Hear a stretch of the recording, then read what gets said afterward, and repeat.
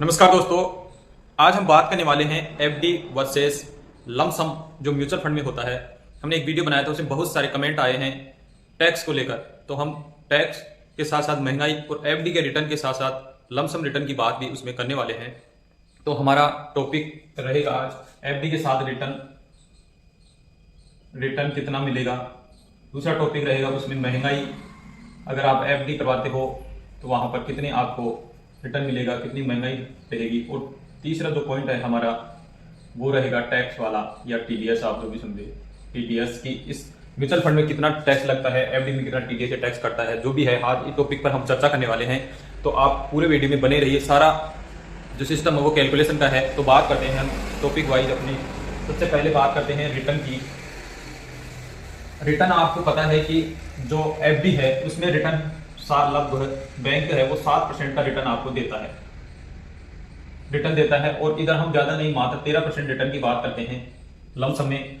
ये 13% रिटर्न वहां पर जहां आपको ये लगे कि मेरा पैसा एक तरीके से सेफ है, यानी इंडेक्स फंड में आप इन्वेस्टमेंट कर लमसम करते हैं, तो वहां पर हम 13% का रिटर्न मानते हैं। जहां पर भारत की टॉप 100 कंपनियां हैं जो भारतीय इकोनॉमी को चलाती हैं, उसमें आपने पैसा लगाया है और वहां पर हम मिनिमम 12 या 13% का रिटर्न हम मानते हैं। जहां पर आपको ज्यादा रिस्क नहीं रहने वाली है और लगभग 13% का रिटर्न आपको आसानी से वहां पर मिल जाएगा। और इधर बैंक आपको 7% का रिटर्न देता है एफडी पर। यही पैसा अगर आप इधर इन्वेस्टमेंट करोगे तो आपको क्या बेनिफिट होने वाला है, इधर करोगे तो क्या नुकसान हो सकता है, या इधर कितना बेनिफिट है, या इधर कितना आपको जो भी प्रॉफिट है, सारी बात आज हम करने वाले हैं। हम बात करते हैं कि मान लीजिए आपने 5 लाख रुपए की एफडी करवाई है 5 लाख की इधर, और इधर भी आपने 5 लाख रुपए की एफडी करवाई है।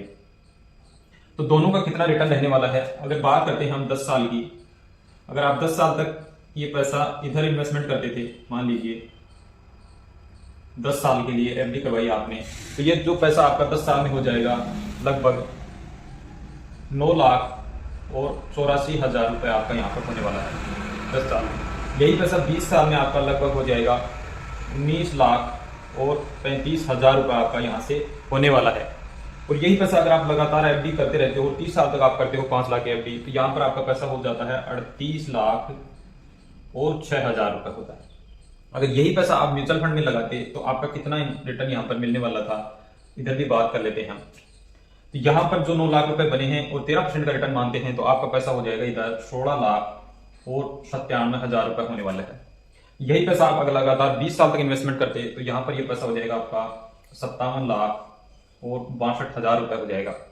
और यही पैसा अगर लगातार आपने यहाँ पर 30 साल तक इन्वेस्टमेंट कर दिया मान लीजिए, तो ये पैसा आपका हो जाएगा यहाँ पर 1 करोड़ और लगभग 96 लाख रुपए, यानी 1 करोड़ 96 लाख रुपए हो जाएगा। पैसा आपका था, सिर्फ आपने इन्वेस्टमेंट करने का जो तरीका है वो चेंज किया है। आपका पैसा है, आपकी मेहनत का पैसा है, आपको पता है कि मुझे कितने पैसे की जरूरत है, और आपसे ज्यादा आपके पैसा आपका ग्रो हो, इससे ज्यादा और कोई नहीं जान सकता। तो मेहनत से कमाया हुआ पैसा है, उसको सही जगह इन्वेस्टमेंट करना सीखिए। सिर्फ 5 लाख की एफडी इधर आपने की, 30 साल में 30 लाख रुपए बने हैं, इधर 5 लाख की एफडी की, लगभग 2 करोड़ रुपए की समथिंग आपका पैसा यहाँ पर बन चुका है। ये तो हम बात हो गई हमारी रिटर्न की। अब बात करते हैं महंगाई की। अगर महंगाई बढ़ रही है, आपको पता है आज के दिन अगर महंगाई बढ़ रही है तो उसका कितना, अपने जो पैसा बना है ब्याज का, उस पर कितना इफेक्ट पड़ने वाला है। तो इधर हमें 7% का रिटर्न मिलता है, इधर 13% का रिटर्न मिलता है। मान लीजिए आपने 5 लाख रुपए की एफडी की थी, और आज के दिन महंगाई मान लीजिए 6% से महंगाई दर बढ़ रही है। महंगाई है जो 6% महंगाई बढ़ रही है, औसत एवरेज 6 मान लेते हैं, तो 5 लाख का साल, 1 साल के बाद में लगभग आपका, आप मल्टीप्लाई करोगे आप 5 लाख मल्टीप्लाई 6/100, तो 6 पंजे 30,000 रुपए आपका, ये 30,000 रुपए आपके हो गए, यानी ये महंगाई हो गई। यानी महंगाई 6% के हिसाब से बढ़ी तो साल के 30,000 रुपए हो गए। आपको प्रॉफिट हो रहा है 7% के हिसाब से, तो हम मल्टीप्लाई करेंगे 5 लाख मल्टीप्लाई 7/100, तो ये हो गया 35,000 रुपये। यानी आपको जो प्रॉफिट हुआ है ब्याज का वो मिला है आपको 35,000 रुपये, और जो महंगाई बढ़ी है वो हो 30,000 रुपये। आप इसको समझ सकते हैं कि जो वस्तु हमें पिछले साल 5 लाख रुपए की मिलती थी, अगले साल वही वस्तु आपको 5,30,000 की मिलने वाली है। यानी जो वस्तु हमने पिछले साल 5 लाख रुपए में खरीदी थी, जो सामान या वस्तु जो भी आप मान लीजिए, तो आने वाले समय में, आने वाले अगले साल में वो वस्तु हो जाएगी 5,30,000 रुपए की हो जाएगी, और आपका प्रॉफिट हुआ है 5 लाख, यानी जो आपका जो प्रॉफिट हुआ है वो हुआ है 5,35,000 रुपए, और जो महंगाई बढ़ी है वो हो गई 5,30,000 रुपए। यानी आप अगर इधर माइनस करेंगे तो सिर्फ आपको 5,000 रुपए का प्रॉफिट होता है। आप समझ गए हम कहने का मतलब कि महंगाई 30,000 और प्रॉफिट 5,000 का हुआ है, तो लगभग यहाँ पर हमें 5,000 रुपए का प्रॉफिट हमें देखने को मिलता है। यानी एक साल में आपको 5 लाख की एफडी पर मात्र 5,000 रुपए का प्रॉफिट यहाँ पर मिलता है। ये तो हो गई महंगाई की बात समझने के लिए, क्योंकि महंगाई समझना बहुत जरूरी है, और जब तक आप महंगाई नहीं समझोगे तो पैसे को इन्वेस्टमेंट करके और अच्छा रिटर्न कैसे ले पाओगे। ये अब बात कर लेते हैं हम टैक्स की। टैक्स की बात करते हैं तो इधर मान लीजिए आपको 10% है ना, जो टीडीएस है वो देना पड़ेगा आपको। इधर 10% टीडीएस आपका लगता है बैंक एफडी पर, और इधर लगता है आपका 20% और 12.5% दो टैक्स होते हैं इसमें। 20% टैक्स होता है एक साल के लिए, और 12.5% होता है एक साल के बाद। जो भी आप पैसा विड्रॉ करोगे वहां से एक साल के बाद में, वहां पर 12.5% टैक्स लगेगा। यानी लॉन्ग टर्म टैक्स बोलते हैं इसको, ये शॉर्ट टर्म टैक्स बोलते हैं 20 साल एक साल को। कहने का मतलब है कि एक साल में अगर एक साल से पहले पैसा, एक वर्ष से पहले पैसा अगर आप निकालते हो तो यहाँ पर आपको 20% टैक्स लगने वाला है। अगर एक साल के बाद निकालते हो, एक साल के बाद निकालते हो तो 12.5% टैक्स लगेगा। ऐसा समझ लीजिए आप, एक साल के बाद निकालोगे 12.5%, एक साल से पहले निकालोगे म्यूचुअल फंड में तो 20% टैक्स यहाँ पर लगता है। और यहाँ पर 1,25,000 रुपए तक छूट है टैक्स में। जब तक आपको इतना प्रॉफिट होगा वहां पर आपको इतनी 1,25,000 रुपए की इसमें छूट होती है, जो भी आपका प्रॉफिट होगा। इधर हम बात करते हैं, अगर आपके पास पैन कार्ड है तो आपको 10% टैक्स लगेगा। अगर आपके पास पैन कार्ड नहीं है, मान लीजिए आपके पास पैन कार्ड नहीं है, तो यहां पर 20% टीडीएस लगेगा, आपका टीडीएस लगेगा। यहां पर आपको जो छूट है वो 40,000 रुपए तक की छूट है। जो आपका प्रॉफिट होगा बैंक एफडी में वो 40,000 रुपए तक छूट है। अगर आप 60 साल से अधिक के हैं तो आपको 50,000 रुपए की छूट है इसमें।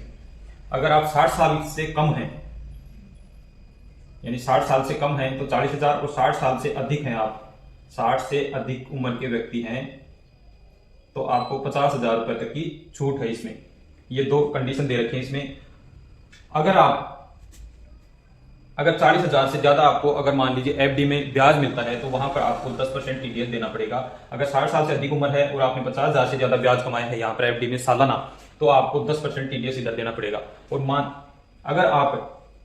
मान लीजिए अगर आपकी इनकम 2.5 लाख रुपए से कम है, अगर आपकी इनकम 2.5 लाख रुपए से कम है, 2.5 लाख से कम है, इनकम जो आय है आपकी वो 2.5 लाख से कम है। अगर आपकी आय मान लीजिए 2.5 लाख रुपए से कम है तो आपको इसके लिए टीडीएस आपका नहीं कटे, यानी जो टीडीएस है आपका नहीं कटे, इसके लिए आपको 15G फॉर्म भर के देना है। ये 60 साल से कम उम्र के व्यक्ति के लिए 15G वाला फॉर्म भर के और आपको बैंक में जमा कराना होगा। उसमें आपकी जो घोषणाएं हैं वह करनी पड़ेगी आपको। उसके बाद में आपका जो 10% टीडीएस वो नहीं कटेगा अगर आप 2.5 लाख से कम है। अगर आपकी आय 2.5 लाख से अधिक है, अगर आपकी आय 2.5 लाख से अधिक है, या आप ऐसे मान लीजिए टैक्स स्लैब में आते हैं, टैक्स स्लैब में आते हैं आप, और मान लीजिए आप 20% टैक्स स्लैब में आते हैं और आपका 10% टीडीएस यहां पर कट जाता है, तो आपको जो आईटीआर आप भरोगे उसमें 10% टीडीएस आपको और वहां पर देना पड़ेगा। ये जानकारी आपको देने पड़ेगी कि मेरा 20% टैक्स स्लैब में आता हूं, मेरा 10% टीडीएस एफडी से कट गया है, उसका 10% टीडीएस आपको और वहां पर देना होगा। ये सब जानकारी देनी होगी। अगर आपकी आय मान लीजिए 50-60 साल है तो आपके लिए यहां पर 60 साल के व्यक्ति के लिए, 60 से जो अधिक व्यक्ति है, 60 की एज से अधिक है, उसकी आय 3 लाख तक की छूट है। अगर उसकी आय 3 लाख तक है तो उसको 15H वाला फॉर्म भरकर जमा कराना होगा, और तब जाकर उसको जो टीडीएस वो नहीं कटेगा। तो जब तक हम ये 15G और 15H वाला फॉर्म जब तक हम बैंक में जमा नहीं कराएंगे तब तक हमारा जो 10% टीडीएस वो कटता रहेगा। और इस बात का हमारे जो बड़े बुजुर्ग हैं उनको आज तक भी पता नहीं कि हमारा टीडीएस कटता है। वो यही सोचते हैं कि जो बैंक ने पैसा दिया है वो सही दिया होगा, इसलिए जो बैंक एफडी का उनको पैसा मिलता है वो लेकर आ जाते हैं। इसकी जानकारी बहुत से कम लोगों को है, और जो हमारे दादा हैं या हमारे बुजुर्ग थे उनको तो बहुत ही कम नॉलेज था इनके बारे में। आज के युवा तो खैर समझते हैं, वो पढ़े लिखे हो गए हैं। तो इन चीजों का आपको ध्यान रखना है। ये मोटी मोटी बातें थी टीडीएस के बारे में, जो बैंक एफडी से टीडीएस करता है। अगर आप मान लीजिए 40,000 रुपए से ज्यादा आपको एफडी में ब्याज मिलता है तो वहां पर आपको 10% टीडीएस, जैसे मान लीजिए 40,000 रुपए था और यही 5 लाख की एफडी कराई और आपने बढ़ाकर उसको 6 लाख रुपए की एफडी कर दी। ऐसे मान लीजिए, आप ये समझने के लिए बात करते हैं। मान लीजिए आपका 6 लाख रुपए की एफडी करवाते हैं आप, तो 6 लाख का मल्टीप्लाई 100 करते हैं तो 42,000 रुपए होता है आपका। तो यहां पर आपका 42,000 माइनस 40,000 यानी ये 42,000 रुपए फिर पर आपको 10% टीडीएस यहाँ पर देना पड़ेगा। 42,000 पे 10% टीडीएस आपको यहाँ पर देना पड़ेगा। तो इस प्रकार से आपका टैक्स यहाँ पर लगने वाला है। तो ये 2 बिंदु से ये 2 बिंदु गई और ये हो गया आपके 4200 रुपए। यानी 4200 रुपए इसमें से माइनस कर दीजिए, जितना आपका एफडी का जो ब्याज बचेगा वो आपको रिटर्न हो जाएगा। तो 40,000 रुपए तक की आपको छूट है इसमें। जो सीनियर सिटीजन है उनको 50,000 तक की छूट है टीडीएस में, ये ध्यान रखें। और इधर जो म्यूचुअल फंड की बात करते हैं हम, वहां पर आपको 1,25,000 रुपए तक की छूट है। यहां तक 1,25,000 जब तक आपको मिलता है वहां पर कोई टैक्स नहीं देना होगा। और इसमें टैक्स भी अगर आप 1,25,000 से ज्यादा आपको गेन हो रहा है ये म्यूचुअल फंड में, जो एफडी करवाई है आपने लमसम में मान लीजिए, तो वो वहां से जब आप विड्रॉ करोगे अकाउंट में तो सारा पैसा आपका विड्रॉ हो जाएगा। उसी टाइम आपको कोई टैक्स नहीं देना होता है। जब आप आईटीआर यहाँ पर फाइल करोगे, आईटीआर जब आप भरोगे साल के अंत में, तो आपको ये ब्यौरा देना पड़ेगा कि मुझे कितना पैसा म्यूचुअल फंड से आया है, कितना ब्याज मिला है, तो उसका टैक्स आपको वहां पर भरना पड़ेगा। ये जानकारी थी एफडी और म्यूचुअल फंड लमसम के बारे में, टीडीएस के बारे में। अगर ये कैलकुलेशन था, अगर वीडियो में दी गई जानकारी आपको अच्छी लगी हो तो वीडियो को लाइक कीजिएगा, शेयर कीजिएगा, चैनल को सब्सक्राइब जरूर कीजिएगा। ऐसे ही महत्वपूर्ण वीडियो और आपको यहाँ पर देखने को मिलते रहेंगे। तो अपने पैसे को सही जगह इन्वेस्टमेंट करना सीखिए। आपका पैसा है और आपसे बेटर इसको इन्वेस्टमेंट करने के बारे में कोई नहीं जानता है। इसी के साथ जय हिंद, जय भारत दोस्तों।